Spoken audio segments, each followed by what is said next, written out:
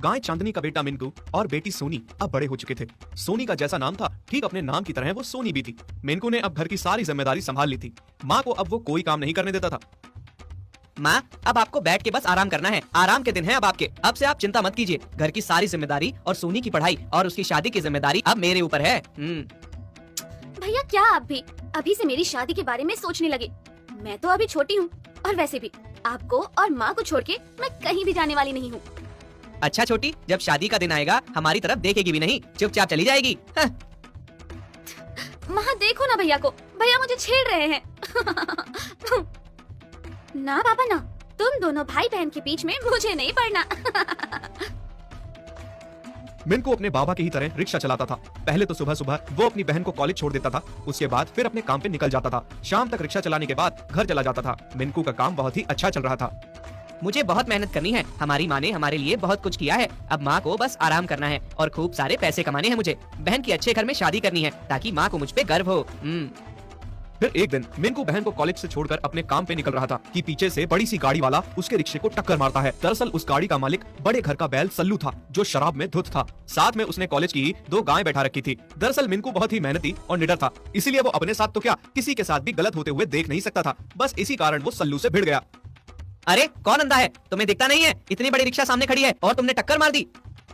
अबे साले, तेरी इतनी हिम्मत, तू मेरे साथ ऐसे बात कर रहा है? आज तक किसी ने मेरी तरफ नजर उठाकर देखने की हिम्मत नहीं की और तू मेरे साथ ऐसे बात कर रहा है? जानता भी है मैं कौन हूँ?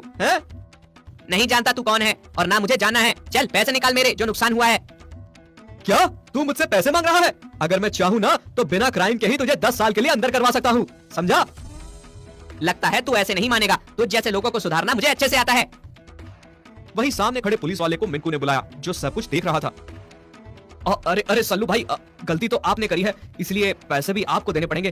पैसे दे दो, बात खत्म करो। देखो सल्लू भाई, मुझे ये रिक्शा वाला कुछ ऐसा ही लग रहा है, ये पैसे लेकर ही मानेगा। क्या आप लोगों के सामने अपना तमाशा बना रहे हो? दे दो पैसे। सल्लू बैल किसी की मानने वालों में से नहीं था, पर सबके सामने उसकी बेइज्जती हो रही थी, इसलिए उसने पैसे दे दिए। हाँ, वैसे लातों के भूत बातों से नहीं मानते। पहले ही पैसे दे देते तो बात इतनी बढ़ती ही नहीं। सल्लू बैल ने पैसे तो दे दिए थे, पर इस बात को वो कहाँ भूलने वाला था। बदला तो उसको लेना ही था। यार सल्लू भाई, तुम्हारी तो उस रिक्शे वाले ने बड़ी बेइज्जती की। तुमने उसे कुछ नहीं बोला? हाँ यार, आज तक किसी ने भी तुमसे ऐसे बात नहीं की। तुम उसे ऐसे ही जाने दे दोगे? शहर में तुम्हारे पिताजी का इतना बड़ा नाम है और तुम उस मामूली से रिक्शे वाले से हार के आ गए। तुम दोनों ना अपने अपने मुंह को लगाम लगाओ, नहीं तो उस रिक्शे वाले का गुस्सा तुम पे फूटेगा। सल्लू नाम है मेरा, सलीम का बेटा हूँ मैं। तुम्हें लगता है मैं सब कुछ भूल गया? पहली बार किसी की हिम्मत हुई है कि सल्लू से भिड़े। दुश्मन टक्कर का है तो चोट भी उसको गहरी देनी पड़ेगी ना। ऐसी जगह चोट दूंगा कि घाव कभी नहीं भरेगा। मिनको जब शाम को घर पहुंचता है। हे भगवान, भैया ये क्या हुआ? रिक्शा कैसे टूट गई? अरे कुछ नहीं सोनी, था आज एक पागल से टक्कर हो गई थी, पर तू फिक्र ना कर, अच्छा मजा चखाया मैंने उसे। बस अब तू माँ को ना बताना, खामखा फिक्र करने लगेगी। बस उस दिन से सल्लू बैल मिनको पे नजर रखने लगा। वो उसकी कमजोरी तलाश कर रहा था कि मिनको की क्या कमजोरी है और वो उसी पे चोट करेगा। वो देखता है मिनको अपनी बहन सोनी को सुबह सुबह कॉलेज छोड़ने आता था और उसके बाद वो अपना काम रिक्शा चलाने निकल जाता था। अच्छा भैया, ठीक है, फिर मुझे क्लास के लिए लेट हो रहा है। ठीक है, फिर आप जाइए। ठीक है मेरी बहन, ख्याल रखना अपना।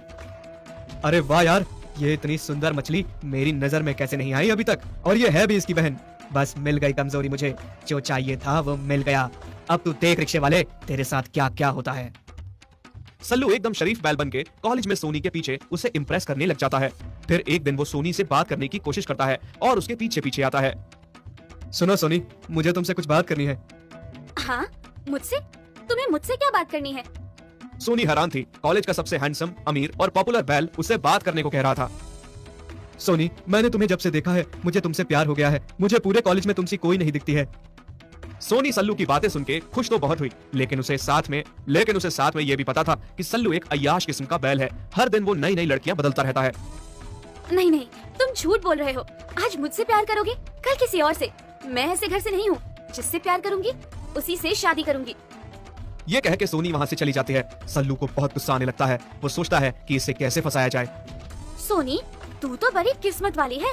सल्लू के साथ एक दिन के प्यार के लिए लड़कियाँ तरस जाती हैं। तुझसे तो उसने आगे से आगे कहा। हाँ। अरे नहीं, तुम्हें तो पता है मैं ऐसी नहीं हूँ कि किसी के साथ एक दिन के प्यार में खुश रहूं। मुझे सारी उम्र प्यार करने वाला चाहिए। क्या सल्लू भाई, पहली बार किसी गाय ने आपको मना किया है। दोनों भाई बहन एक जैसे हैं, इनको फंसाना आसान बात नहीं है। इसके लिए अब दूसरा तरीका अपनाना पड़ेगा। अगले दिन सल्लू बैल फिर से सोनी के पीछे पीछे उससे बातें करने आता है। देखो सल्लू जी, आप मेरा ऐसे पीछा ना कीजिए। मैं ऐसी गाय नहीं हूँ जैसा आप मुझे समझ रहे हैं। सोनी, तुम मुझे गलत समझ रही हो। मैं जानता हूँ तुम ऐसी नहीं हो, सबसे अलग हो, तभी तो मुझे तुमसे प्यार हो गया है और इस प्यार को मैं सारी उम्र निभाना चाहता हूँ। मतलब तुमसे शादी करूंगा। क्या तुम सच कह रहे हो? हाँ सोनी, सच कह रहा हूँ। बस फिर क्या था, सोनी सल्लू की बातों में फंस गई। दोनों उस दिन से प्यार में इस कदर खो गए कि उन्हें अपने आसपास भी कुछ नजर नहीं आने लगा। सोनी सल्लू के साथ शादी के सपने सजा रही थी और सोच रही थी, जब माँ और भाई को सल्लू के बारे में पता चलेगा कि वो कितना अच्छा है और कितने बड़े घर से है, वो बहुत खुश होंगे, क्योंकि हमेशा उनको मेरी शादी की चिंता रहती है। पर बेचारी सोनी को सल्लू के इरादे कहाँ पता थे। फिर एक दिन सोनी की माँ चांदनी को सोनी की गर्भवती होने का पता चलता है और वो सोनी से इस बारे में पूछती है। ये क्या किया तुमने बेटी? इसलिए तुम्हें तुम्हारे भाई ने कॉलेज भेजा? इसलिए वो दिन रात इतनी मेहनत कर रहा है ताकि तुम हमारी उम्मीदों पे पानी फेरो? नहीं माँ, आप मुझे गलत समझ रही हैं। आप एक बार मेरी पूरी बात तो सुन लीजिए ना। तभी मिनको बाहर से आता है और उसकी सारी बातें सुन लेता है। माँ, क्या हुआ? क्यों डांट रही हो मेरी बहन को? माँ सारी बात मिनको को बताती है। मिनको को सुन के बहुत दुख होता है, पर फिर वो बहन को आराम से पूछता है। सोनी, मुझे बता, कौन है? किसका बच्चा है ये? सोनी रोते रोते भाई के गले लग जाती है और कहती है, भाई, मेरे कॉलेज में एक बहल पढ़ता है। इसी शहर में उसके पिताजी का बहुत बड़ा नाम है, बहुत अमीर है और अच्छे घर से है। उसने कहा है वो मुझसे शादी करेगा। सल्लू नाम है उसका। क्या? सल्लू? तुम जानती भी हो उसके बारे में? कहाँ फंस गई तुम? एक नंबर का अय्याश है वो, और उस दिन मेरे रिक्शे को टक्कर उसी ने मारी थी। और तुम्हें क्या लगता है इतने अमीर घर का होके वो तुमसे शादी करेगा? भैया, आपको उसके बारे में जरूर कोई गलतफहमी हो गई है। वो बदल चुका है अब। सोनी, तू उस बैल से नहीं मिलेगी। मैं अपनी बहन को खोना नहीं चाहता। बस मैंने बोल दिया, अब तुम मुझसे नहीं मिलोगी। सोनी का उस रात रो रो के बुरा हाल था। माँ और भैया, आप समझ क्यों नहीं रहे हैं? मैं कैसे जीऊंगी सल्लू के बिना? अगले दिन रक्षाबंधन था, लेकिन सोनी अपने कमरे से बाहर नहीं आ रही थी। माँ, सोनी कहाँ है? क्या वो भूल गई आज रक्षाबंधन है? बेटा, वो उसी बात को लेकर बैठी है। कल से कमरे से बाहर नहीं आई। कोई बात नहीं माँ, मैं देखता हूँ। सोनी, ओ सोनी, मेरी बहन, क्या तुम भूल गई आज रक्षाबंधन है? चलो जल्दी से राखी बांधो, फिर मुझे बाहर जाना है काम से। ठीक है भैया, अभी राखी बांध देती हूँ। सोनी मिनको को राखी बांध देती है। फिर मिनको उससे कहता है, बहन बोलो, अब तुम्हें राखी का क्या तोहफा चाहिए? मैं अपनी बहन को वही दिलवाऊंगा जो मांगेगी। सोनी ने सोचा यही मौका है भाई से मांगने का। भाई, आप सल्लू से मेरी शादी करवा दो। मैं उसके बिना जी नहीं सकती। वो बहुत अच्छा है। एक बार आप उससे मिल तो लो। प्लीज भाई, मना मत करना। आपने अभी कहा जो मांगेगी तुझे दिलवाऊंगा। मिनको अपने वादे से मजबूर हो जाता है और सल्लू को घर बुलाने को कहता है। सोनी खुशी से पागल हो जाती है, जाकर सल्लू से मिलती है। सल्लू, भाई हमारे रिश्ते के लिए मान गए और तुम्हें मिलने आज घर बुलाया है। मैं बहुत खुश हूँ। अब हमारी शादी होगी और बहुत जल्द हमारा बच्चा भी आ जाएगा। हाँ सोनी, मैं भी बहुत खुश हूँ इस शादी से। हम दोनों और हमारे होने वाले बच्चे के लिए आज ही तुम्हारे घर आऊंगा। सल्लू शाम को अकेले ही सोनी के घर जाता है। सोनी के घर वालों को थोड़ा अजीब लगता है और वो अपने रिश्ते की बात पक्की करने अकेला आया था, पर सल्लू उन्हें दिलासा देता है कि मेरे माँ बाप इस बारे में सब कुछ जानते हैं। वो बहुत खुश हैं, पर वो इस समय आ नहीं पाए क्योंकि वो शहर से बाहर गए हुए हैं। आप मुझ पर भरोसा कीजिए और मिनको भाई, पुरानी बातें भूल जाइए। अब सब ठीक है। 4 दिन बाद का मुहूर्त निकला है और 4 दिन बाद बारात लेकर आऊंगा। सब ठीक था, पर फिर भी मिनको को पता नहीं क्यों सल्लू पे शक हो रहा था। हे भगवान, सब ठीक करना मेरी बहन के साथ। ऐसे ही शादी का दिन आ जाता है और सोनी दुल्हन बनाकर तैयार की जाती है। पूरा गांव सोनी की शादी में शामिल होकर खुशियां मना रहा था कि सोनी की शादी अच्छे घर में होने जा रही है। मुहूर्त निकला जा रहा था, पर बारात आने का नाम ही नहीं ले रही थी। बेटा, मुहूर्त निकला जा रहा है, वर को बुलाओ। बस पंडित जी, थोड़ी देर और रुकिए। बेटा देखना, बारात अभी तक नहीं आई। मेरा मन बहुत घबरा रहा है।